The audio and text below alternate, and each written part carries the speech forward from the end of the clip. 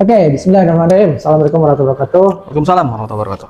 Alhamdulillah, ini episode kedua di Tawaf Story. Tawaf Story ini series atau channel YouTube yang kita dedikasikan gitu. Dedikasikan untuk industri travel umroh karena kita merasa pengalaman yang udah kita dapat menjalani bisnis dengan digital marketing itu kayak banyak deh yang bisa kita bagikan ke travel umroh atau pelaku industri umroh ini. Karena kita sendiri banyak resah gitu ngeliat iklan umroh yang hanya data kutip ya, mohon maaf, gitu-gitu aja gitu ya.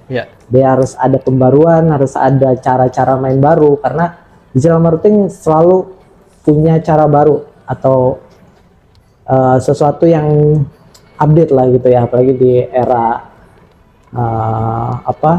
beriklan yang makin banyak kompetisinya ini, kita harus makin perhatikan update-nya gitu. Nah, untuk episode 2 ini kita akan bahas satu episode satu case ya, atau satu premis. Dan ini Mas Fajar punya satu keresahan nih, atau satu premis. Disclaimer, kalau ngelihat bajunya sama jangan ditanya, udah ya, tonton aja udah. Gimana? Premisnya mungkin kita buka dengan fenomena yang terjadi nih ya di berbagai tour and travel atau di berbagai iklan travel tour umroh yang pernah gue dapetin gitu kan. Mostly mereka itu entah visit profile atau kayak cuman CTWA segala macem ya. Lagi ya, ini bukan berarti kita ngerasa bahwa itu salah, efektif betul, atau salah gitu ya. Tapi kita sebagai digital marketer biasanya kan butuh data, betul, atau butuh indikator apakah ini iklan bagus atau enggak gitu. Sedangkan kalau misalkan iklannya dari Buspos atau visit profile doang, atau misalkan kayak CTWA yang tanpa wabah ya kan, itu bisa jadi miss dari data gitu kan, sehingga kita nggak punya keputusan apakah iklan ini bagus atau enggak. betul. Nah, keresahan gue, seandainya si travel umroh itu kan bisa dengan budget yang besar gitu kan, harusnya bisa ngukur gitu lah ya. Kira-kira ini kan bagus atau enggak.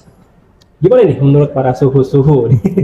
Ya, kalau gua sebenarnya kalau bisa dibilang nggak bisa diukur, sebenarnya nggak juga ya Jar. Sebenarnya bisa diukur, tapi memang bentuknya cuman kayak grafik dan angka. Dan nggak bisa diukur secara data yang tadi lo bilang, misalnya kayak gue dapat funnelnya tuh orang-orangnya yang cold mau udah masuk ke warm apa enggak, warmnya masuk ke hot atau enggak, kan gitu kan sebenarnya ya, lebih dalam ya. Tapi kalau misalnya dibilang ini konten jadi rame atau enggak, sebenarnya bisa diukur sih sebenarnya kalau di Instagram Buspos ya, karena kan dia ada indikator juga tuh, gue pernah coba juga soalnya. Cuma memang Apa Mas? indikator yang kayak misalnya viewsnya berapa, terus habis itu kan dibagikannya berapa, di save-nya kan ada kan tuh. Nah itu kan sebenarnya juga bagian indikator yang mana berarti kan konten kita kalau di save orangnya berarti kan itu kan oke dong sebenarnya. Nah cuma direct to sales dong. Iya. Nah kekurangannya adalah emang kita nggak bisa jadiin itu butuh follow up sebenarnya kan. Kalau misalnya kalau di Meta Ads kan, kalau di dashboard yang apa yang kita lakuin ini kan lengkap, orang yang udah masuk, yang udah kebungkus jadi data, bisa kita panggil lagi tuh. Kita bisa retargeting lah gitu kan. Contohnya misalnya kita ngiklan nih satu pekan 7 hari kan, dapat nih 50.000 misalnya cold market set, database dapat misalnya. Nah itu kan kita bisa dengan konten yang berbeda, kita langsung kontenin lagi dengan orang itu juga kita tembakin gitu. Ya kan? Betul. Jadi kan ya makanya menariknya pakai Meta Ads yang lebih dalam, bukan yang Buspos itu. Ya itu sih menurut gua keuntungannya, kita bisa retargeting ulang gitu. Makanya bener kata lo, sebaiknya sih travel agent yang menurut gue ya kayaknya mampu gitu untuk spending uang ke situ gitu dan datangin market ke perusahaannya langsung gitu sih kira-kira palingan. Mas Hanif gimana nih Mas menurut Antum? Ya bersama sih, lebih ke data yang di provide di Buspos kan nggak lengkap ya, maksudnya begitu kita klik insight-nya dari iklan yang udah jalan. Kalau di apps itu bisa dibilang ya data-data umum aja, kayak reach-nya berapa, impression berapa, cost per millionnya berapa, terus budget yang atau kalau CTWA dia chat yang terjadi dari iklan itu berapa, ya sebatas itu. Tapi kalau kita masuk nyeting iklannya itu di Business Manager atau di Meta Business Ads Manager itu, dia datanya lebih banyak dan kita bisa memformulasikan data gitu. Jadi kayak kalau kita bikin iklannya itu bukan bentuknya CTWA, umpamanya dia harus masuk ke landing page dulu. Nah, landing page-nya itu kan bisa sebagai sarana edukasi ya. Ya. Jadi begitu dia ngeklik iklan, dia akan lebih trust setelah dia membaca umpamanya portofolio ataukah company profile dari si travelnya, satu halaman aja, jangan diarahin ke halaman lain gitu. Ya. Sampai di satu di bawah di halaman itu si orang itu baru memutuskan untuk oh ya dia akan chat gitu karena dia udah baca informasinya. Ya. Jadi dia nggak perlu lagi pas dia ngeklik chat dari iklan dia nanya lagi ini kantornya di mana ini. Jadi Ke filter. ya ke filter gitu leads-nya. Jadi lebih efektif kalau dengan ya ibaratnya iklan itu ada Full funnel lah.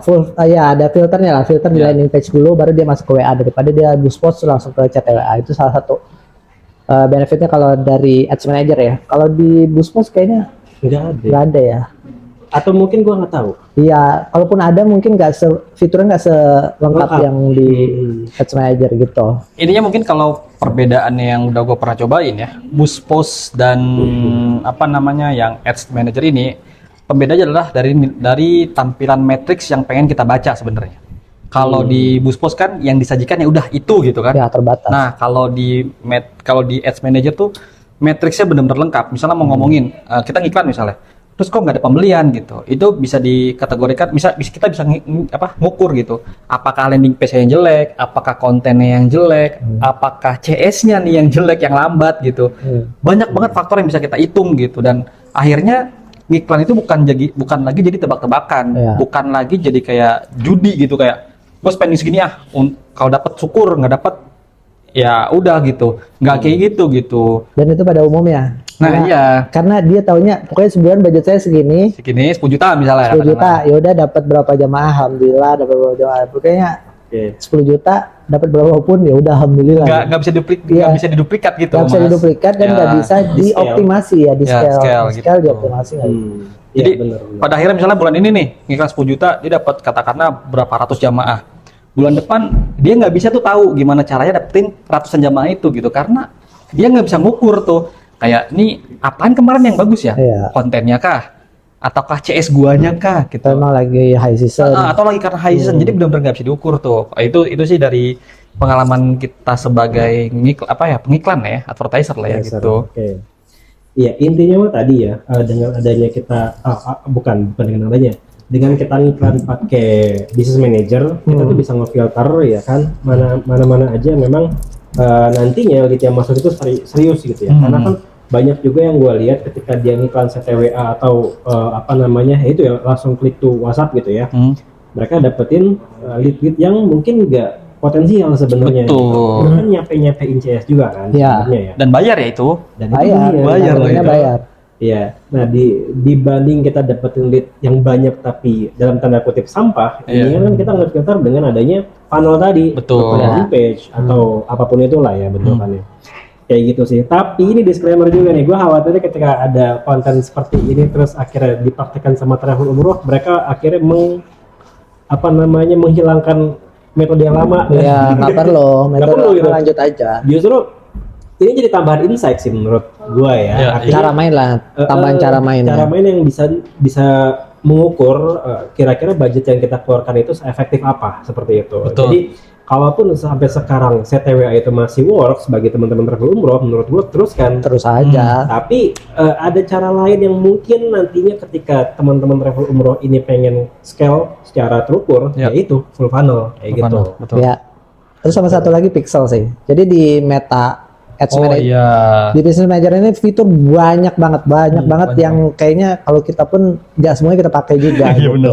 Sebenarnya ada yang kita ini kayaknya bisa dioptimasi di situ tapi belum teroptimasi. Nah salah satunya pixel ya. Pixel ini kalau umpamanya ditaruh di landing page, nah itu akan bisa dikumpulin custom audience-nya. Jadi orang yang udah masuk ke website itu nanti bisa dikumpulin lagi tuh datanya. Nah, setelah dikumpulin datanya, itu juga bisa digedein lagi. Itu Ya. namanya pakai lookalike ya. Betul. Lookalike itu bisa sampai jutaan lagi. Tapi kita punya 1000 data orang yang udah visit ke website, atau orang yang udah 1000 orang yang udah ngisi data nih berminat sama travel umroh kita.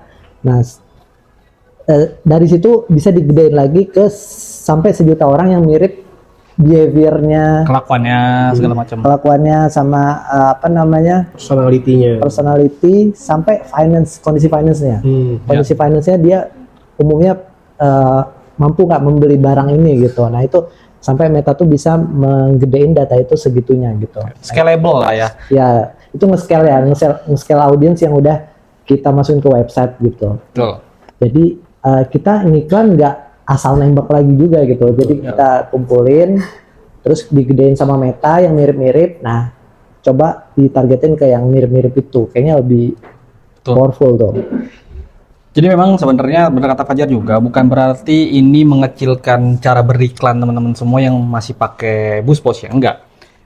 Kita hanya kasih sudut pandang berbeda lah ya, karena kan biasanya kalau orang udah nyaman sama satu cara, dia akan dia punya blind spot yang mereka nggak mau tahu lah gitu kan.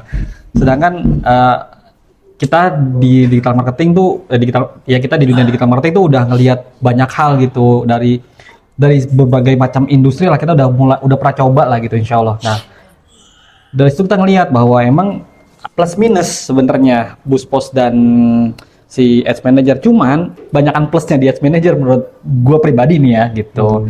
Ya tadi ya tentang matrix lah, tentang pixel, data, dan semua yang bisa kita olah tuh bener-bener bisa full di situ gitu. Jadi kayak sayang banget kalau misalnya punya budget nggak dipakein ya gitu ngiklan di full panel gitu sih, sayang itu Jar. Betul. Ada lagi nih Mas Hanif kira-kira? Ya itu sih fitur ya, maksudnya banyak banget tadi kan pixel ya. Terus juga kalau kita ngiklan di Ads Manager itu kita bisa pakai pembayaran mundur gitu ya. Ya kan? Jadi kan kalau setahu saya ya kalau BoostPost itu kan kita harus deposit ya, maksudnya Betul. kita top up dulu di awal, kita budgetin umpamanya yang naruh uang lah gitu langsung ke situ. Nah itu beresiko kalau umpamanya iklan nggak jalan atau ke suspend, akun itu suspend uang hilang tuh duit tuh. Ada tuh banyak kejadian. Jadi kalau yang cara pembayarannya top up itu di BoostPost itu biasa dilakukan di BoostPost, tapi kalau umpamanya di Ads Manager kita bisa pakai kartu debit, lebih aman tuh. Jadi itu ditarik setelah memang iklan jalan gitu. Iklan jalan ada tagihannya baru ditarik, ada tagihan baru ditarik. Jadi lebih safe lah gitu sebagai kita pembayarannya gitu. Dan FHE mengatur pembayaran kayak gini kan nggak ribet ya. Kita cuma daftar e-wallet kayak Jago, Genius itu udah bisa gitu. Bisa ke Genius.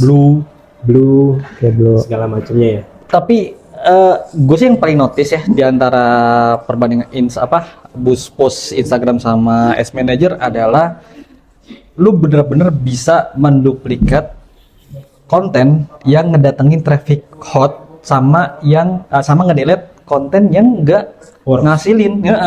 Karena beneran deh kayak masuk ke CTWA, masuk ke leads gitu, ngisi form itu tuh bener-bener resultnya, ada hasilnya, ada angkanya, dan angka tuh nggak bohong gitu karena ada pixel gitu kan. Jadi kayak gue ngerasa perbedaannya di situ tuh, kita benar-benar bisa scalable, bisa duplicatable gitu ibaratnya. Jadi kayak misalnya bulan ini ngerasa dapat 250 jamaah nih bulan ini misalnya, bulan depan gimana caranya? Ya sama, tiru aja cara itu gitu, tinggal di pakai DNA-nya, misalnya kontennya, penawarannya itu bisa bener-bener bisa banget gitu. Jadi pembedanya sih di situ sih yang sangat besar ya menurut gue ya. Walaupun memang kalau ngomongin mungkin ada yang masih bingung nih, itu gimana ya mulainya? Ya emang ya jujur itu nggak segampang itu, tapi juga nggak susah itu juga ya si manager ya, gitu sih. Atau teman-teman travel umroh ada yang mau ngajak diskusi, kalau mau komentar juga boleh banget nih terkait dengan cara ngiklan yang sekarang gitu kan. Apakah memang ada kendala atau khawatirnya gini, ketika BoostPost itu udah nggak sepotensi dulu, kita nggak punya cara lain gitu kan untuk travel umroh. Nah kalau misalkan kita ngiklan di Ads Manager atau Business Manager, ya setidaknya ketika kita udah mendapatkan hasil yang jelek, kita bisa nge-refresh apapun itu karena KPI atau matriksnya tuh banyak yang bisa kita lihat. Sepakat. Kayak gitu sih. nanti buat misal ada yang pengen private banget ya, pengen ngobrol, gua akan cantumin Instagram masing-masing ini di sini nih ada Instagramnya nih Hanif doang nih. Ini juga Hanif doang. Hanif doang jadi ke Hanif doang aja. Aduh. DM-nya ke beliau aja. Nanti kita akan diskusi bareng-bareng insya Allah. Kalau misalnya daerah yang masih Jabodetabek mah kayaknya bisa ngobrol-ngobrol lah ya. Kalau secara offline, tapi kalau misalnya emang udah luar kota banget, tetap bisa ngobrol-ngobrol sama 2 orang ini gitu. Gitu sih palingan. Oke, closing statement Mas Hanif. Konklusinya apa Mas Hanif? Jadi Konklusi ya lanjutin nggak apa-apa, boost post, tapi juga buka funnel baru lah ibaratnya. Ya. Kayak cara main barunya dengan insight yang kita kasih, setting di ads manager, terus pakai landing page biar lebih ke filter gitu. Taruh pixel. Pasang pixel di landing page-nya. YouTube banyak kok belajar cara bikin meta gitu. Iya. Banyak banget. Buka Atau aja ada itu. kesulitan? Iya, iya. Maksudnya nawarin jasa. Ya Allah.